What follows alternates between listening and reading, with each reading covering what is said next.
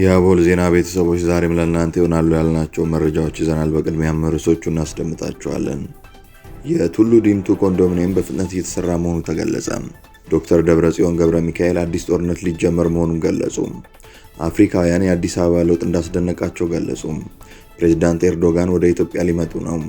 የኤርትራ ሰራዊት ወደ ኢትዮጵያ ገብቶ ስትራቴጂካዊ ስፍራዎችን ተቆጣጥሯል ተባለም።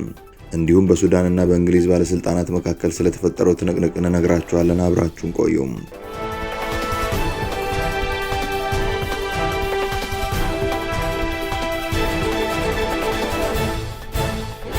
ሰላም ጤና ይስጥልን። ይህ አቦል ዜና ነው።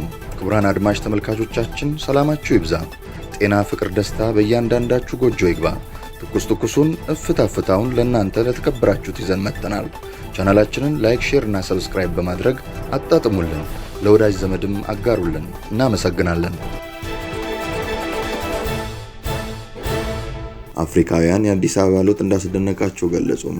በመዲናዋ እየታየ ያለውን ፈጣን የከተማ ልማትና የውበት ለውጥ ለሌሎች የአፍሪካ ሀገራት ትልቅ ተሞክሮ እንደሚሆን በ39ኛው የአፍሪካ ህብረት የመሪዎች ጉባኤ ላይ የታደሙ የተለያዩ ሀገራት ተወካዮች ገለጹ። አዲስ አበባን ለመጀመሪያ ጊዜ ከ6 ዓመታት በፊት ጎብኝተው እንደነበር ያስታውሱት ከኢስዋቲኒ የመጡት የጉባኤው ተሳታፊ ኬንታፒ ሮበንስ አሁን ያገኟት ከተማ ግን ፈጽሞ የተለየች መሆኗን ተናግረዋል። አዲስ አበባ በየጊዜው የተዋበችና ንጹህ እየሆነች መጥታለች ያሉት ተሳታፊው ይህ ለውጥ በአጭር ጊዜ ውስጥ መመዝገቡ እጅግ አስደናቂ እንደሆነ አግራሞታቸውን ገልጸዋል።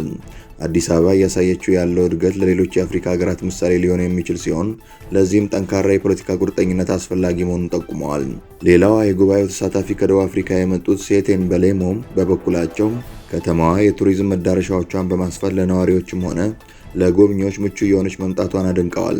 በመዲናዋ እየታየ ያለው ለውጥ የአፍሪካን ብልጽግና ከሚያልመው አጀንዳ 2063 ጋር ቀጥተኛ ትስስር እንዳለው የገለጹት ሲተን በሌሞ አፍሪካ ህልሟን ለማሳካት የሁሉም ዜጎች ብርቱ ጥረት ትፈልጋለች ብለዋል። በተለይም በቱሪዝም እና በኢንቨስትመንት ዘርፎች ላይ ትኩረት ተደርጎ ሊሰራ እንደሚገባም አመልክተዋል። አፍሪካውያን በሚያሰባስቧቸው የጋራ እሴቶች ላይ አተኩረው ሊሰሩ እንደሚገባም አጽንኦት ሰጥተዋል። ዶክተር ደብረጽዮን ገብረ ሚካኤል አዲስ ጦርነት ሊጀመር መሆኑን ገለጹ። ጠላቶቻችን አሁንም ወደ አዲስ ጦርነትና ከበባ ለመግባት ግፊት እያደረጉ ነው ሲሉ ዶክተር ደብረጽዮን ገብረ ሚካኤል አስታወቁም። የህወሓት ሊቀመንበር ዶክተር ደብረጽዮን ገብረ ሚካኤል የትግራይ ህዝብ በአሁኑ ወቅት እጅግ አደገኛ በሆነ የህልውና ፈተና ውስጥ እንደሚገኝ ገልጸዋል። ሊቀመንበሩ 51ኛውን የካቲት 11 በዓል አስመልክተው በዋሽንግተን ዲሲ ለሚገኙ የትግራይ ተወላጆች ባስተላለፉት መልእክት ጠላቶቻችን አሁንም ወደ አዲስ ጦርነት ከበባ ለመግባት ግፊት እያደረጉ ነው ሲሉ አስጠንቅቀዋል። ዶክተር ደብረጽዮን በመልእክታቸው እንደገለጹት የፕሪቶሪያው የሰላም ስምምነት ተግባር ተጥሷል። ህዝባችን ተበትኖ ባለበት፣ ወገኖቻችን ወደ ቀያቸው ባልተመለሱበትና ስምምነቱ ተንጠልጥሎ በቀረበት በዚህ ወቅት አሁንም አደቃቸዋለሁ፣ አጠፋቸዋለሁ የሚል መንፈስ ካለው አካል ጋር ነው ያለነው ብለዋል። ይህም ሁኔታ ትግራይን ወደ ሌላ ጦርነትና ጥፋት እየመራት መሆኑን በግልጽ አመልክተዋል። በትግራይ አንድነት ላይ የሚሰነዘሩ ጥቃቶችን በተመለከተ ሊቀመንበሩ ጠላት አዲስ የኢኮኖሚና የፖለቲካ ከበባ ለመፍጠር ግፊት እያደረገ መሆኑን በውስጥና በውጭ ያሉ ከዳተኞችና ጠላቶች የኋላ ቀርነትና የአካባቢዊነት ስሜቶችን በመቀስቀስ ትግራይን ለመበተን እኩይ ተግባር እያከናወኑ መሆኑን ተናግረዋል። በዲፕሎማሲ ረገድ የሚደረጉ የውጭ ጫናዎችና ሴራዎች ተጠናክረው መቀጠላቸው ለህልውናችን በጋራ እንቁም ሲሉ አክለዋል። ዶክተር ደብረጽዮን ትግራይ የገጠማት ይህንን የማይታለፍ የሚመስል ፈተና ለመሻገር ብቸኛው መንገድ አንድነት መሆኑን አሳስበዋል። ሊቀመንበሩ አክለውም በትጥቅ ትግሉ ወቅት የታየውን ጥንካሬና በጦርነቱ ወቅት የተመዘገበውን ድል በመድገም የትግራይን ሉዓላዊነት ለማረጋገጥ ሁሉም የትግራይ ተወላጅ አቅሙን አስተባብሮ እንዲነሳም ጥሪ አቅርበዋል። ፕሬዝዳንት ኤርዶጋን ወደ ኢትዮጵያ ሊመጡ ነው። የቱርኩ ፕሬዝዳንት ሬሲፕ ጣይብ ኤርዶጋን በሚቀጥለው ሳምንት በተባበሩት አረብ ኤሚሬትስ እና በኢትዮጵያ ጉብኝት ለማድረግ ማቀዳቸውን የቱርክ ኮሚኒኬሽን ቢሮ አስታውቋል። ቢሮው እንደገለጸው ፕሬዝዳንት ኤርዶጋን በመጀመሪያ ሰኞ ዕለት ወደ አቡዳቢ የሚያቀኑ ሲሆን በዚያም ከሼህ መሐመድ ቤን ዛይድ አልናህኒያ ጋር ይገናኛሉ ተብሎ ይጠበቃል። ውይይታቸው በቱርክና በተባበሩት አረብ ኤሚሬትስ መካከል ያለውን ትብብር በማስፋት እንዲሁም በቀጠናውና ዓለም አቀፋዊ ክስተቶች ላይ እንደሚያተኩርም ታውቋል። ፕሬዝዳንቱ ከነገ ወዲያ ማለትም ማክሰኞ ዕለት በጠቅላይ ሚኒስትር አብይ አህመድ ግብዣ አዲስ አበባ እንደሚገቡ የተገለጸ ሲሆን ሲሆን በጉብኝታቸው ወቅት ድርድራቸው ተጠናቆ ዝግጁ የሆኑ በርካታ ስምምነቶችና ሰነዶች ይፈረማሉ ተብሎ እንደሚጠበቅ የኮሚኒኬሽን ቢሮ መረጃ ያመለክታል። ይህ የተገለጸው በጎረቤት ሱዳን ባለው ቀጣይነት ያለው ግጭት ምክንያት ቀጠናዊ ትኩረት በጨመረበት ወቅት ነው።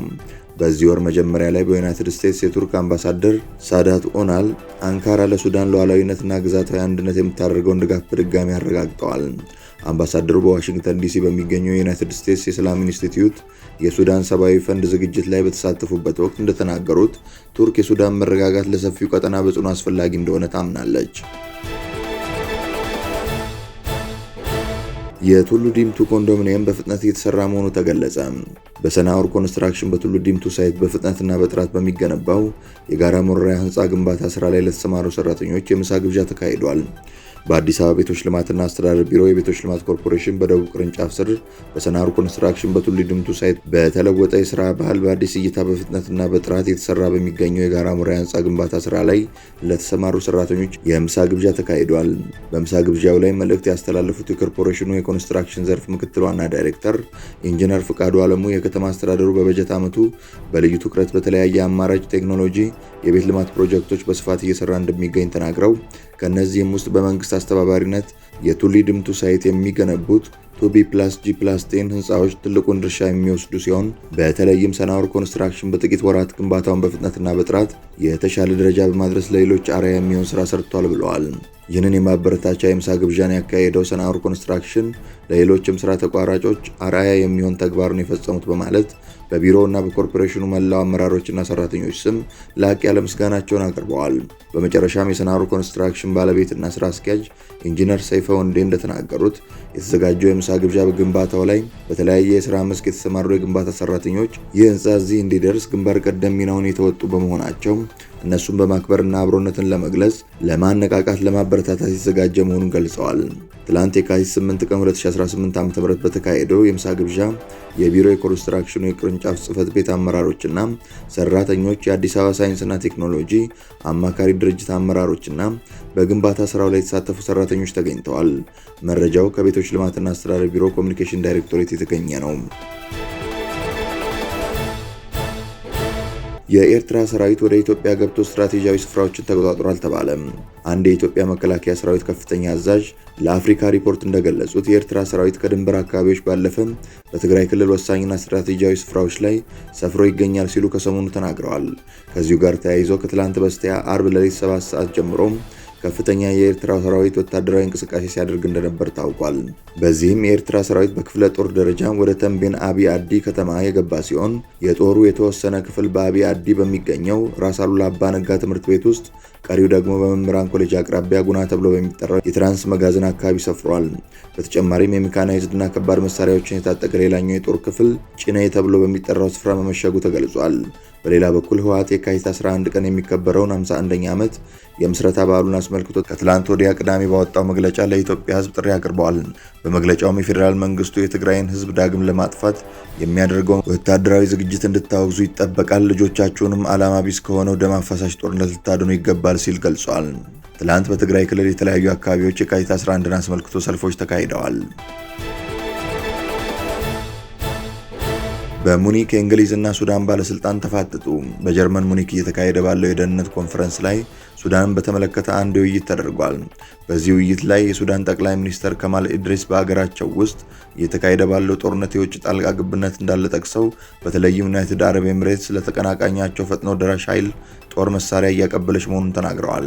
በዚሁ ንግግራቸው ዩናይትድ አረብ ኤምሬትስ የምታቀበለው ይህ ጦር መሳሪያ እንግሊዝ ሰራሽ መሆኑን ገልጸዋል። ይሁንና ይህ ንግግር በስፍራው የነበሩትን የእንግሊዝ የውጭ ጉዳይ ሚኒስትር ያቪት ኩፐርን አስቆጥቷል። ሚኒስትሯ የጠቅላይ ሚኒስትሩን ወቀሳ መሰረት የሌለው በሚል ገልጸውታል። ሲናገሩም እንደዚህ አይነት ወቀሳ ሲቀርብ እኔ ራሴ የጦር መሳሪያ ፈቃድ ያላቸውን ድርጅቶች በሙሉ ገምግሜያለሁ። ወደ 2000 ያህል ንግድ ፈቃዶች ተገምግመው አንዳቸውም ወደ ሱዳን መሳሪያ እንዳላኩ ለማረጋገጥ ችያለሁ። ስለዚህም የቀረበው ስሞታ መሰረት የሌለው ነው ብለዋል። ይህንን ተከትሎ የሱዳን ጠቅላይ ሚኒስትር ስሞታውን ያቀረቡት በተመድ ውስጥ ካሉ ስርዓቶች በአሜሪካ ውስጥ ከሚገኙ የተባበሩት ዩኒቨርሲቲዎችና ከሚዲያዎች ባገኙት መረጃ መሆኑን በመግለጽ ተከራክረዋል። የእንግሊዝ ጠቅላይ ሚኒስትሯ ለዚህ የሰጡት ምላሽ በዚህ ጦርነት ውስጥ ወደ 12 ያህል አገራት እየተሳተፉ ነው። በገንዘብ ጦር መሳሪያ በማሰለፍና በማምረት ረገድ የሚሳተፉት ሀገራት ብዙ ናቸው። ሁለቱም ተፋላሚዎች በተለያየ መንገድ የጦር መሳሪያ እያገኙ በመሆኑ ለችግሩ ወታደራዊ መፍትሄ እንዳለ ያስባሉ በማለት ገልጸዋል። በስፍራው የነበሩት የአሜሪካ ልዩ መልእክተኛው ማሳድ ብሉስ በበኩላቸው ለሁለቱም አካላት ጦር መሳሪያ የሚያቀብሉ አካላት አፍራሽ ሚና እየተጫወቱ መሆኑን ገልጸው ለሱዳን ቀውስ ምንም አይነት ወታደራዊ መፍትሄ እንደሌለው አስታውቀዋል። ክቡራን አድማጭ ተመልካቾቻችን ስለተከታተላችሁ እናመሰግናለን። የደወል ምልክቷን በመጫን አቦላችንን በትኩሱና በፍታው ሁልጊዜ እንዲደርሳችሁ አድርጉም። ለወዳጆቻችሁም በፍቅርና በቅንነት አጋሩ። ጡም ቡናችንን አቦል ግብዣችንን ይዘን ወደ በኋላ እንመለሳለን። በቸር ያቆየን።